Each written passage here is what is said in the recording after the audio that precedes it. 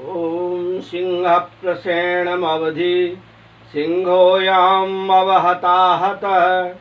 सुकुमारकमारोजी तपस्जैकस्यमन्तकः। ॐ दधि शङ्खतुखाराभं क्षीरोदार्णवसम्भवं नमामि शशिनं सोमं शम्भोर्मुकुटभूषणम्। जय चंद्रदेव। कल गणेश चौथ है और भगवान कृष्ण ने चंद्रमा की पूजा की थी, जैसे भगवान राम ने सूर्य की पूजा की थी और आदित्य हृदय स्तोत्र का पाठ किया था। पहले उसको अगस्त ऋषि से प्राप्त किया, धारण किया और फिर भगवान सूर्य की आराधना की।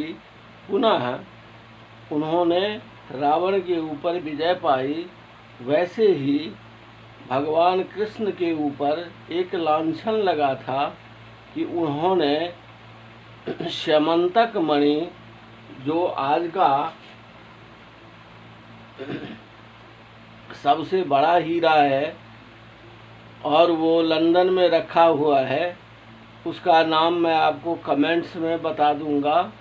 तो उनके ऊपर लांछन लगा था कि यह जो हीरा है, स्यमंतक मणि है, उसको उन्होंने चुरा लिया है और अपने पास रख लिया है प्रसेनजीत को मार के। तो ये जो लांछन लगी थी, उसके पश्चात वो काफ़ी दिनों तक मिथिला में रहे हुए थे छुप करके। बाद में उन्होंने उस स्यमंतक मणि को जामवंत जी से प्राप्त किया था। वह जामवंत जी के पास कैसे पहुंचा, वह एक लंबी कथा है, वह मैं किसी और दिन आपको बताऊंगा। पर आज तो बस इतना बताना है कि वह स्यमंतक मणि भगवान कृष्ण ने उसको प्राप्त किया और उसके पश्चात उन्होंने प्रसेनजीत को वापस किया। उसके पश्चात ही वह उस लांछन से दूर हो पाते हैं। तो चंद्रमा उनके आदि वंशज हैं, क्योंकि वो चंद्रवंशी क्षत्रिय हैं।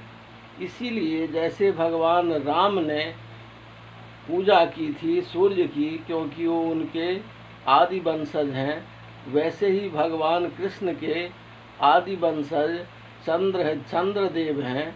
इसीलिए उन्होंने भी उसकी पूजा की और अंततः वो दोष मुक्त हो पाए थे।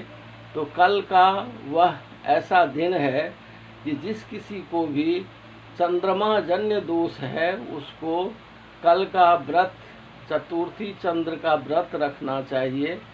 व्रत नहीं रख सके तो खाली हाथ तो कोई चंद्रदेव का दर्शन नहीं करे, क्योंकि कल के चंद्रमा को दोष लगा हुआ है, उनके वंश को दोष लगा हुआ है, क्योंकि उस वंश में भगवान कृष्ण भगवान के रूप में अवतार लिए हुए थे और उनको यह दोष लगा हुआ था।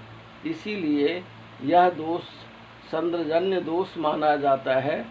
तो यदि किसी की कुंडली में चंद्रमा कमज़ोर हो तो उसे इसका व्रत, चतुर्थी चंद्र का व्रत पूजन आदि करना चाहिए। नहीं तो शाम में चंद्रदेव को देख करके जो मंत्र मैंने बताए उसका पठन करते हुए, पाठ करते हुए, फल और पुष्प के साथ चंद्रमा को नमस्कार करना चाहिए, हाथ जोड़ के नमस्कार करना चाहिए।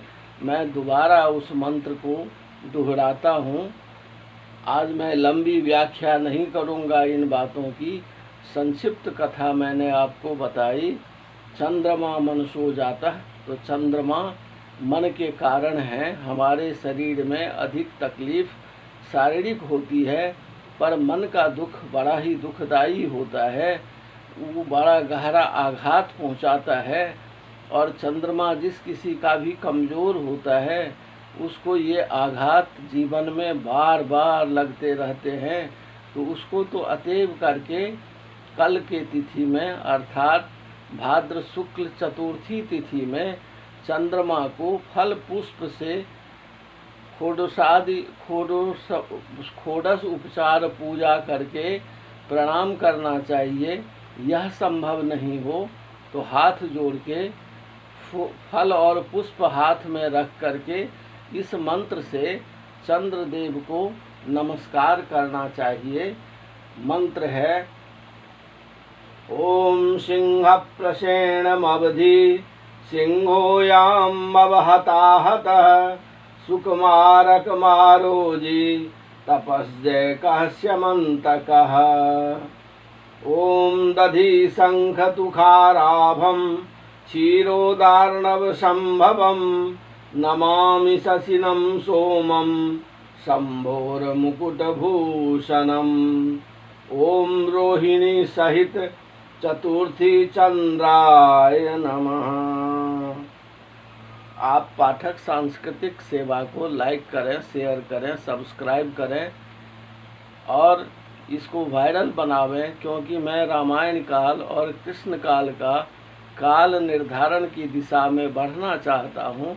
यह बिना पब्लिक के सपोर्ट का संभव नहीं है और यह हमारे संस्कृति के लिए आवश्यक है।